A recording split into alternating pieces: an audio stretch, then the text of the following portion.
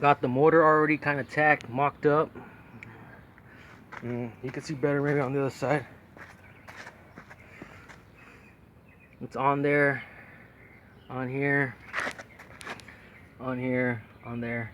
I gotta clean up some of the welds and then do some more welding onto it. You can see I notched the plate here for this place to clear. The chain's not gonna rub and hit this. It's gonna be good. I like how where the motor stays at. It's gonna be in a good angle. This is just a mock-up engine I just had laying around.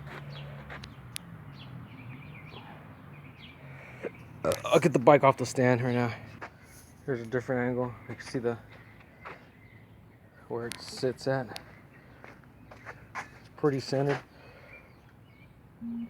Like really centered.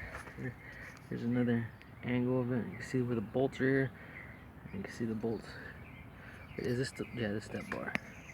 I guess you can't really see that because it's wet.